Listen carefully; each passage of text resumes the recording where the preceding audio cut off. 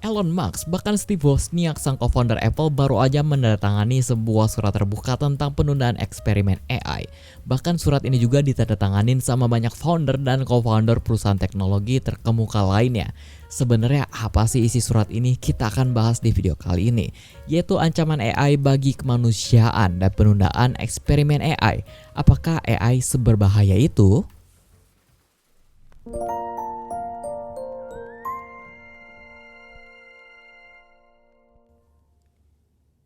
Video ini sebenarnya tuh cukup padat guys, dan gue perlu ngeriset dengan hati-hati untuk mastiin kalau konten yang gue kasih ke kalian itu bisa dipertanggungjawabkan dan valid. Oke, yang pertama gue bakal bahas isi surat ini secara singkat. Jujur pas ngebaca ini gue tuh mikirnya apa bener si Elon Musk nandatanganin, bahkan banyak banget sosok yang menurut gue tuh dewanya IT. Mereka tanda tanganin surat ini juga guys. Dan setelah gue cari tahu lebih dalam lagi, dan ya memang benar guys.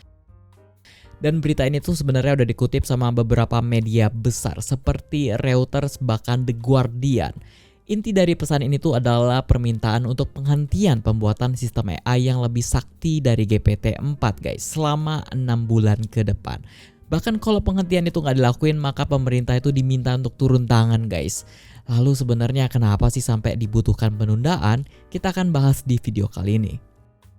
Yang pertama gue akan bahas alasannya dibutuhkan penundaan dan bahaya AI guys. Dalam surat itu dibilang kalau perkembangan AI itu udah terlalu liar guys. Hal itu udah jauh di luar kontrol si pengembang tentunya. Dan sesuatu yang di luar kontrol penciptanya tuh udah pasti dampaknya nggak baik. Apalagi hampir semua produk AI yang kita cobain sekarang itu adalah produk beta yang bisa dipakai.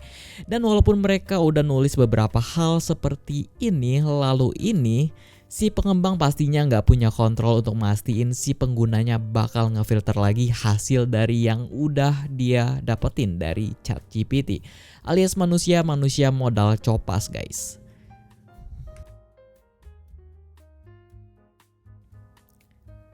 Ya, udah banyak banget guys deepfake yang merupakan hasil dari produk AI.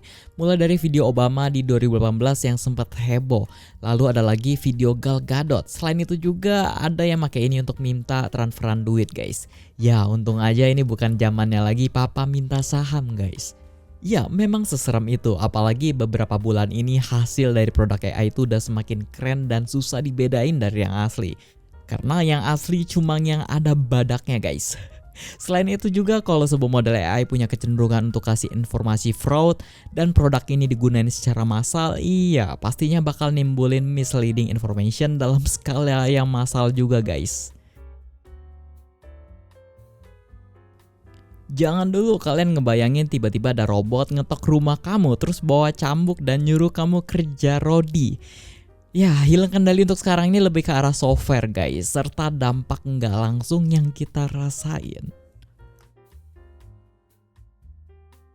Ya, ini tuh udah banyak banget dibahas guys, dan perkembangan yang cepat dari AI ini bisa ngebuat manusia hilang kerjaan. Apalagi kerjaan yang lebih ke arah repetitif. Jangankan kerjaan yang repetitif, sekarang aja dengan adanya Midjourney dan kawan-kawan udah banyak yang rasain dampaknya guys. Contohnya, saya yang harusnya beli stok gambar jadi nggak perlu lagi. Dan hal ini ngerugiin para artis tentunya. Apalagi kalau ternyata gambar yang dipakai untuk training sebuah AI adalah gambar yang gak berizin atau main comot aja. Pastinya tuh bakal rugi bandar coy.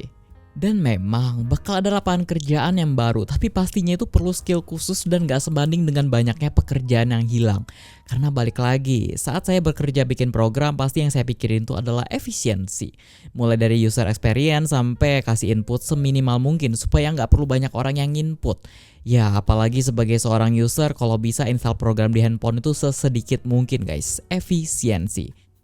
Emangnya negeri matahari yang aplikasi pemerintahan aja hampir 30.000. Yang kedua adalah tantangan pengembang AI saat ini. Solusi untuk hal ini tuh jujur masih abstrak guys menurut gua. Misalnya nih, kamu bikin gambar Elon Musk lagi nari balet di Midjourney, terus iseng dong kamu sebar ke medsos. Ya kalau fotonya cukup realistis dan follower kalian rada kudet, ya jadi bahan obrolan di grup WA tetangga guys. Dan misalnya pun solusinya adalah ngebikin semacam watermark nandain kalau ini dibuat dengan AI, Itu pun menurut gua bukan solusi, sangat gampang ya hapus watermark di Photoshop. Selain itu, fungsi dari media generator di AI jadi jelek dong. Ibaratnya tuh kalau Shutterstock kan kalian bisa bayar nih untuk ngilangin watermarknya. Nah kalau itu regulasi di AI artinya kamu mau bayar lebih pun ya nggak akan bisa ngilangin itu watermark dong. Kan regulasinya begitu guys. Gua sih awalnya sempat mikir, mungkin bisa gunain semacam kode khusus yang ditaruh di file image untuk nandain kalau itu dibuat pakai AI. Jadi misalnya kamu upload ke Instagram bakal ada notifikasi atau notes otomatis kalau itu gambar dari AI. Tapi gue pikir-pikir lagi susah ya. Itu berarti kita harus ngerubah semua format dari extension berupa gambar. Tapi bakal muncul masalah lain. Gimana kalau gambarnya di capture ulang, di screenshot? Atau gimana kalau gambarnya diedit lagi? Nah karena otak gue udah mentok, biarkan para pakar-pakar itu yang mikirin solusinya dah ya.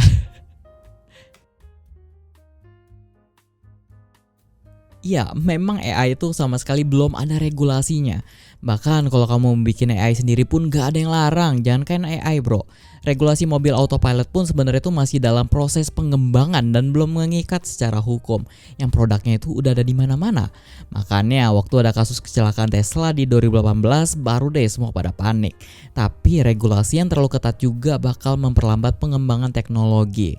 Contohnya pas COVID deh. Regulasi pengembangan vaksin itu banyak di bypass loh karena sifatnya urgent. Kalau benar-benar ngikutin regulasi nggak akan bisa secepat itu guys. Pengembangan AI saat ini tuh sebenarnya udah pakai proses pembuatan model yang sebenarnya itu lebih bisa didefinisikan daripada model AI lawas. Tapi itu aja nggak cukup. Sebagai pembuat program kita juga nggak mau kan kalau ada hal yang kita sendiri aja nggak tahu itu apa. Ibaratnya gua itu bikin program, hari ini cuma gue yang tahu. Besoknya karena tambah kompleks, gua mulai lupa. Sampai lama-lama cuma setan yang tahu isinya apa itu guys. Dan ini cerita nyata yang udah sering kejadian. Karena di 2018 atau 19 gitu, waktu gue masih kuliah, gue tuh ngebikin program untuk pendeteksi jatuh dan insiden lah pokoknya via built-in sensor di mobile devices. Gue ngelakuin banyak simulasi yang pastinya sampai akhirnya gue lupa apa yang lagi gue kerjain.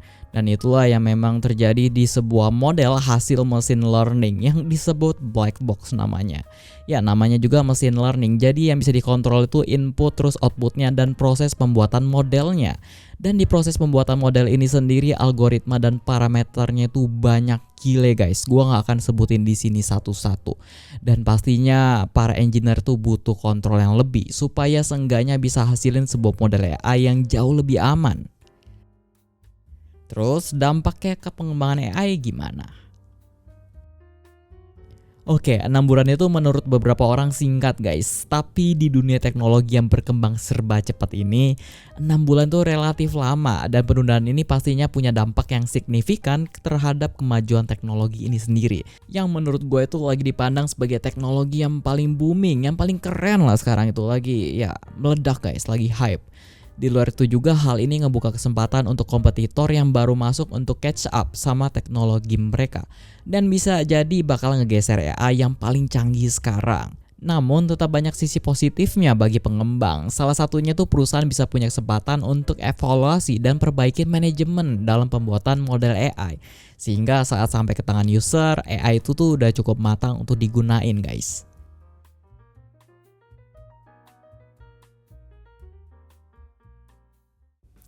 Ya, itu aja guys rangkuman tentang surat terbuka berjudul Pause Giant AI Experiment dan hal-hal lain yang gue share tentang dampak negatif serta positifnya. Semoga kalian bisa dapetin informasi yang cukup detail dan gampang dimengerti. Jangan lupa selalu upgrade diri dan unlock the potential of AI. Saya Steven, thanks for watching this video.